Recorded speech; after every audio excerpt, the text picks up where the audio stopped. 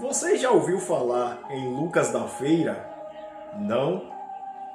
Prepare-se, senta no sofá, prepara aquele café e vem conosco, que é sobre ele que vamos estar falando nesse vídeo.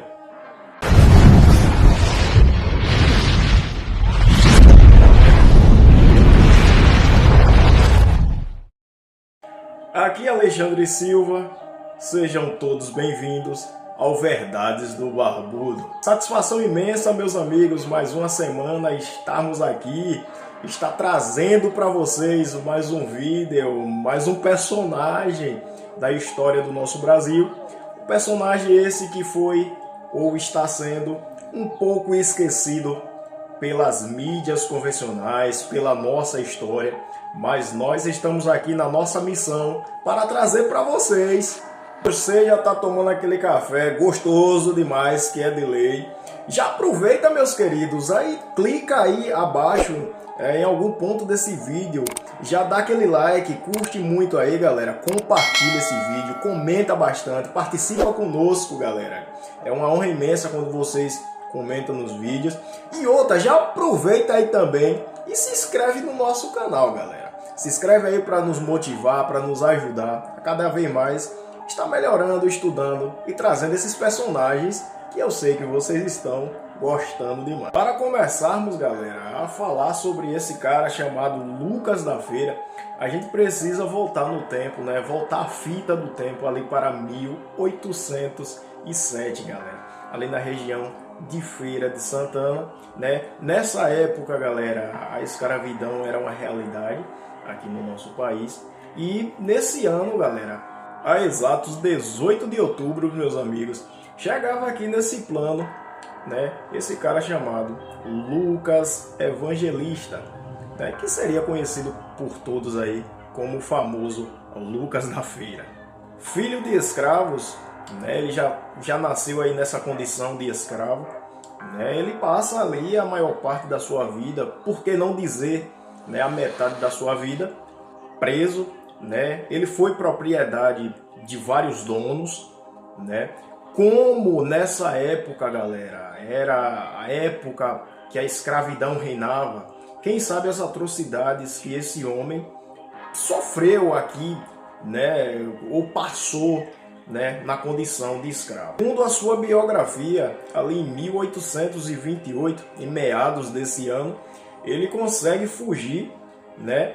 E ele ganha, como diz os mais velhos, ele ganha as matas daquela região, né? Ele se embrenha nas matas daquela região, ele se torna um mateiro especialista, né? Ninguém o pegava, ninguém o rastreava, e ele se torna líder de uma quadrilha, galera, né? de um bando, né? Por que não dizer os primeiros cangaceiros que aqui existiam. Nesse ponto do vídeo, galera, nesse ponto da história, eu quero chamar a atenção de vocês para algo muito, muito importante na história desse cara chamado Lucas da Feira, ou o Lucas Evangelista, né? Por quê? Porque, galera, é o seguinte, tem gente, né, tem historiadores do assunto que falam piamente que ele foi um cara bom, que ele foi apenas uma vítima da história, né? Como se tratava de um período ali de escravidão, ele foi uma vítima que se revoltou, galera, conseguiu fugir, então ele se tornou um tipo de Robin Hood, onde ele roubava dos fazendeiros, onde ele roubava dos senhores de escravo e dividia com aqueles que ou passavam pelas mesmas situações dele ou, né, que tinha menos condições para a época. Por outro lado, galera, né, a moeda tem duas faces, né? E a segunda face da moeda é o seguinte, né? Tem pessoas que contam que o Lucas ele foi um cara extremamente violento, que ele foi apenas um ladrão mesmo, né? Um cara que foi um ladrão, um assassino, aonde ele cometeu várias atrocidades, desde assaltos, né, de estupros, mortes, etc, galera, né? Então tem essa versão da história também. Não estamos aqui para defender a versão A ou a versão B. Estamos aqui apenas para trazer esse personagem, né, que ali na região de Feira de Santana já compõe as mais várias formas de história, galera, ali, né, de mitos também daquele povo. O fato é, a verdade que não pode ser esquecida, né, que não pode ser escondida, na verdade, é que o Lucas da Feira ele se tornou, galera, um tipo de astro, né, da história ali daquela região. Desde lendas que os mais velhos contavam sobre esse cara, né, que ele era irrastreável. Outros diziam que ele envurtava. O que é envurtar? Ele tinha o dom, né, de sumir, né, de se tornar invisível, de ser irrastreável, né? Até outras histórias que rolam ali na região. Bom, irrastreável e intocável, a gente tem a certeza que ele não foi, né? Porque as forças daquela época o encontrou, né? O capturou, galera. Inclusive nesse combate ele foi acometido por um ferimento, né, no braço, né? Ele foi levado ali preso, ele foi preso. Inclusive esse braço, galera, que foi ferido, foi amputado, né? Quando ele estava ali preso, ele estava ali em cárcere, amputaram esse braço porque teve um certo grau, galera, de infecção.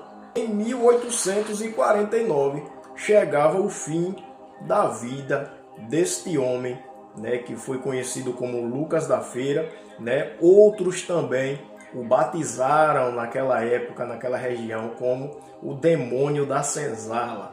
Então, no ano de 1849, esse homem foi enforcado, né? Alguns dizem que foi injustamente, que armaram para ele, tudo mais.